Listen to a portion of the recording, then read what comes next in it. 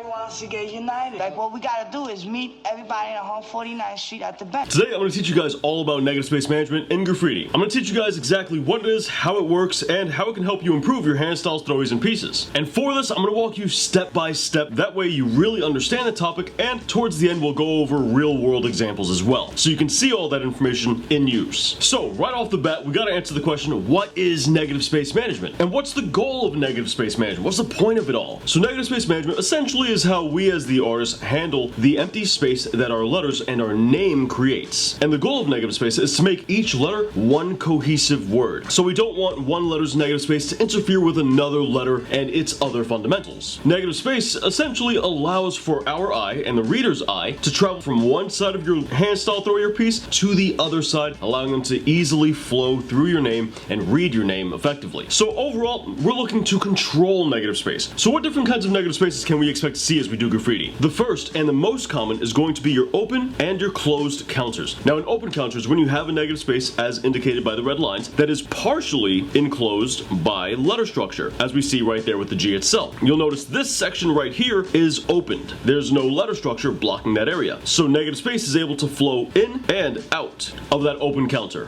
While a closed counter, on the other hand, as we see here on the O, is going to be negative space that is completely engulfed by letter structure. So how do we draw these negative spaces? Well, the quick answer is you don't. Drawing the letter creates the open and closed counter completely on its own, and that's regardless of your hand styles, throwies, and pieces. It works the same for pretty much all of that, with one exception that we'll get into here in a second. As we draw the letter G, we're creating the open counter automatically. If we're drawing the letter R as a throwie, well, once again, our open counter was created automatically, as you can see on the bottom portion there, between the two legs. Now, the closed counter is a little bit of a different story. That one we do have to manually draw, which we're going to place right there. Now, your closed counter in throwies has a lot of freedom. We could, in theory, place it over here, and that would also work. But we can't really place it in areas that make no sense. For example, inside the stem. Because even though we're doing a throw up and our letter structures are more vague, our stem still exists within the structure itself, as does our bowl. So our closed counter shouldn't be too far off from what the letter structure would indicate. Now, when it comes to straight letters, nothing really changes. As we draw the actual letter structure, we'll once again draw the negative space right along with it, so we won't really have anything to worry about. All that's left to do is to erase these little sketch lines right here, and we'll end up with a perfect closed counter every single time. Now, the size of our counters, both open and closed, are going to largely be determined by where we place our mean line. In the beginning, when we're just learning, we want to make sure that the mean line is placed between the cap line and the baseline. That way, all parts are equal. But as you get better, it's really easy to add style and manipulate your negative space within the letter structure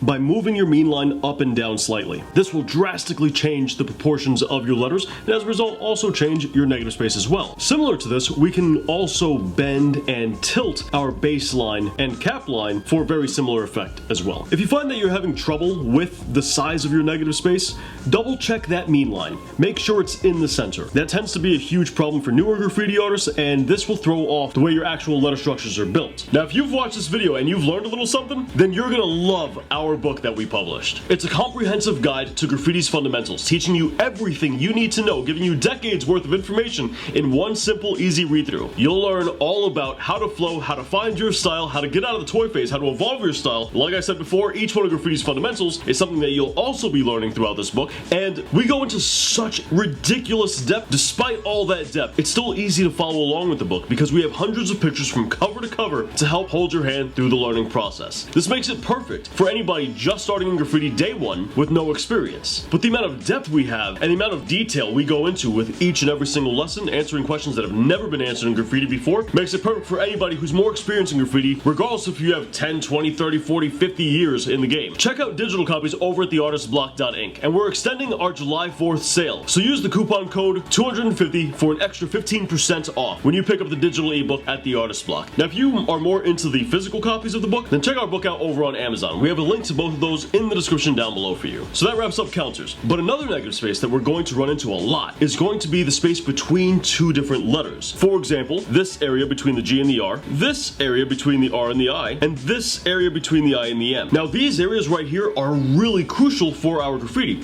because in typical print as well as in typography, there's a set distance that one letter is placed from another, depending on whether or not you're using capitals and what capitals you're using and whether or not you're using lowercase. But in graffiti, we like our letters closer. You see, the reason for this is because if we have our letters too far and placed wherever we want, then our letters can't flow. Each letter will be their own entity and they won't create one cohesive word. Now, in all admission, if you're using the lettering chart, that being your baseline, your mean line, and your cap line here at the top, then you really shouldn't be running into issues with the vertical spacing of your letters. All of your letters should be placed within those lines, and as long as you're doing that, you won't have any issue there. But we still have to manage the horizontal space between letters. So once again, we don't want our letter too far, because then the I and the M will end up lacking flow, the M will look detached. But we also don't want our letters way too close, because now the stem of our R, for example, blocks off the open counter of the G, and as a result, it distorts this portion of the G from this portion of the G. Or in other cases, for example, our R, I, M, we don't want our letters too close because now the bowl of the R and the leg of the R hide and mask the letter I, making it look weaker and more hidden. Same thing goes for the M. The M kind of plays a role in all that too. So what exactly are we looking for? We know that we don't want our letters too close, we know that we don't want them too far, so what exactly is the sweet spot? The sweet spot is a modest overlap. You'll see that the G and the R just about touch right there. They overlap right over here.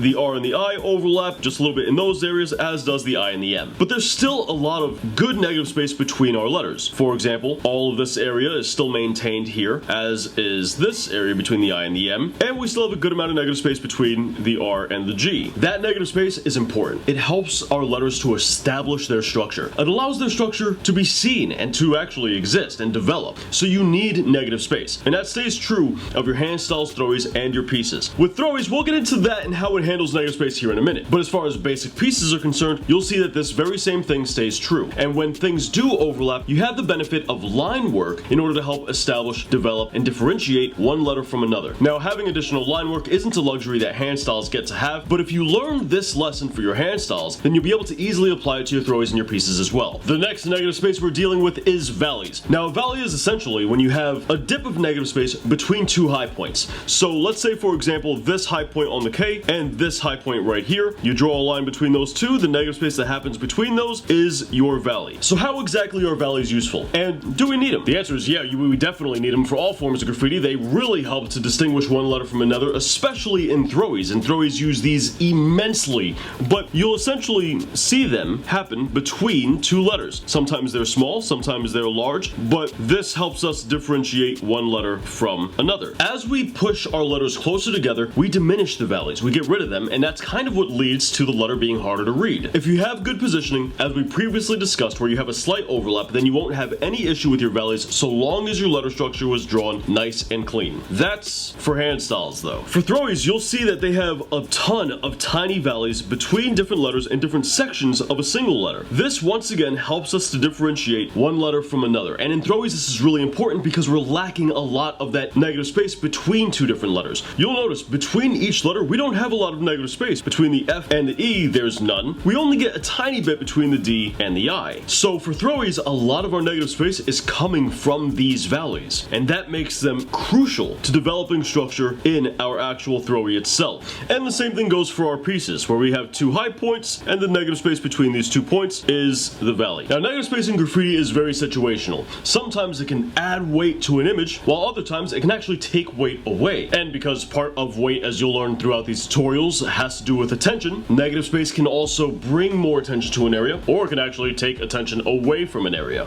But because we're doing graffiti, a lot of times we're looking for balance. So there are times where we'll want the negative space to just exist without any obstruction, and there's other times where we'll want to fill that negative space. We can see that the star piece here has a huge S as well as a huge R with smaller letters in between. This creates a tremendous valley between the two larger letters. Now there's a plethora of ways that we can begin filling this. One of the ways they begin filling in this negative space, a really small way, is that they add 3D going towards a vanishing point. That vanishing point is located a little bit off screen where the two red lines would end up crossing over one another, but this little sliver of 3D allows him to start filling in some of that negative space. Next up, at least on the top, they add this halo that ends up eating up a tremendous amount of negative space. On the bottom portion, they do those same two things, where you have not only 3D, but you also this time have an underline that helps to eat up that negative space. That underline is really integral, and getting rid of a lot of the negative space underneath the letters is one of their largest priorities, and we'll explain that in a minute. But before we do, they do one last thing to help occupy that negative space without really being too intrusive, and that is they add clouds of smoke and like an explosion inclusion of some kind behind the letters. This fills in the negative space, prevents it from just being this stale blue that's in the background, while still allowing the negative space to really technically exist. Now, before we discuss filling in lower negative space and why that's so important versus filling in the top negative space, let's move on to the next kind of negative space that you'll expect to see when doing graffiti. And that's going to be your total space. Now, total space is simply just the entire negative space allocated to your graffiti. That means that your total space is going to go from your leftmost side to your rightmost side, your lowest and your topmost reaching side, and that'll create the bounds of your graffiti. As you'll see in this differ throw up, our larger letter is going to actually push the total space higher above the other letters, while the lower letters, such as the leg of the R and this portion of the D, are going to push the total space lower than some of our letters that don't reach as far down. And that's going to create extra space around our actual graffiti itself. And depending on your design, you may have to fill in those negative spaces, or you might be able to just leave them. In the differ Throwie, he leaves quite a bit of extra space around his actual Throwie,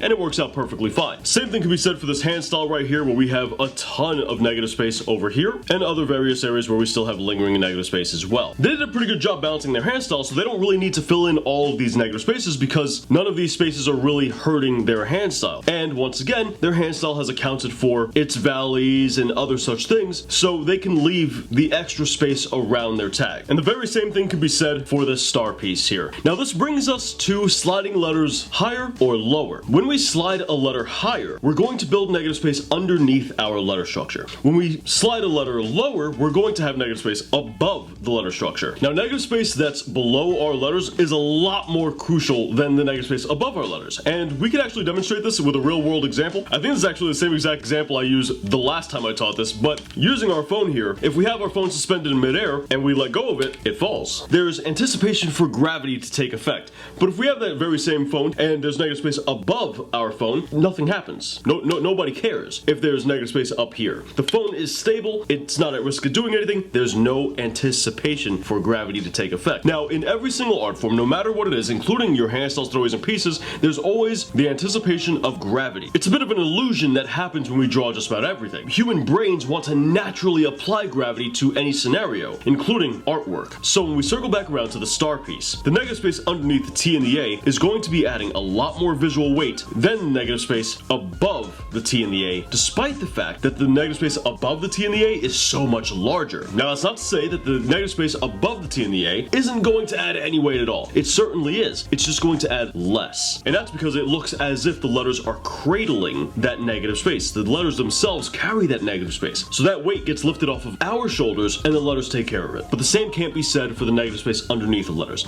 And this is why we see a larger ratio of that negative space get filled in on the bottom. He's eating up a lot more of that negative space that's down there. And while he fills the negative space at the top, there's still plenty of space up here in this area. And it's not really hurting anything. It doesn't really get in the way. So does that mean that we can never have negative space underneath our letters? Not by any means. We can do whatever we want. We just have to understand its effects and handle those effects. So with the differ Throwie, for example, he's got negative space underneath his letters because he bent the baseline, but that bend in the baseline is consistent. And his letters that weigh more happen on the ends of the Throwie, while the letters that don't weigh as much happen more so in the center. This creates that balanced, cohesive look throughout the actual throw up itself and allow this type of thing to work. Same thing happens with the Bates tag, where he has plenty of negative space underneath the letters, and if we left the tag just like this, it would still work because he has consistency throughout the actual letter structures themselves, and he has an S that handles most of the weight and attracts most of the attention to itself, as opposed to the negative space below it. Because Bates is an amazing graffiti artist, he decides to go ahead and fill in that negative space regardless. And with the negative space filled in, the tag looks much better. It looks a lot more controlled, a lot more cohesive, and a lot less weight gets applied to the ATE. Because while, like I said, the tag would have worked with the empty space below it, the ATE still had a lot of weight. Now, it's got a lot less. So those are all the different kinds of negative spaces that you can expect to run into in graffiti and how to handle them.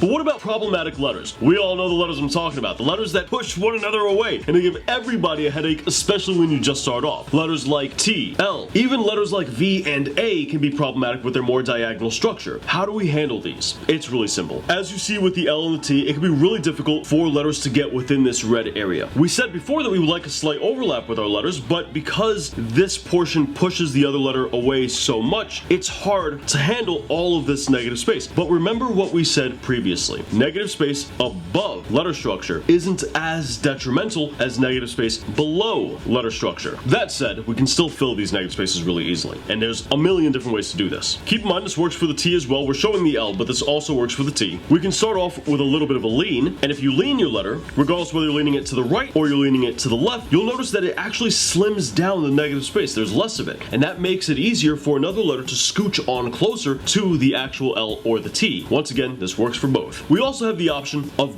bending parts of our letter structure in order to allow for a little bit more room or a little less negative space. If you were to bend in a downward fashion, you'd create more negative space, sure, but you'd also allow for another letter to scooch on by really close to the L. And we also have the option to change the angle of different parts of our letter structure. This, once again, not only slims the negative space down, but it also allows for the next letter to move closer to our structure. When you start combining these different techniques and adding them to a singular letter, what you end up with is a very slim amount of negative space that becomes very easy to handle and very easy to control. Now, some of you might be saying, hey John, look, I noticed you only highlighted this side of the T and not this side that has more negative space. What's up with that? Well, this negative space is just not problematic at all whatsoever. If we wanted to fit another letter here, we could very easily do that with no trouble at all. But there's even more ways we can handle this negative space as well. We can also slide the letter up or down. As you'll see, our T, we moved it up a little bit, and our L, we moved it down a little bit. What's going to happen when you do this is your letter is going to stop touching either the baseline or the cap line. And as a result of that, you're going to create more negative space, which sounds very counterintuitive. You're going to be like, wait, I thought the issue was to reduce negative space and fill that bad boy. I'm not trying to add more problems to myself, John. What's the deal here? What we're doing here is we're allowing for more room for our next letter, for our neighbor, to slide in without getting pushed away. That's all we're doing. So, as a result of moving the letter off the baseline or off the cap line, all we're going to want to do is make sure to extend our letter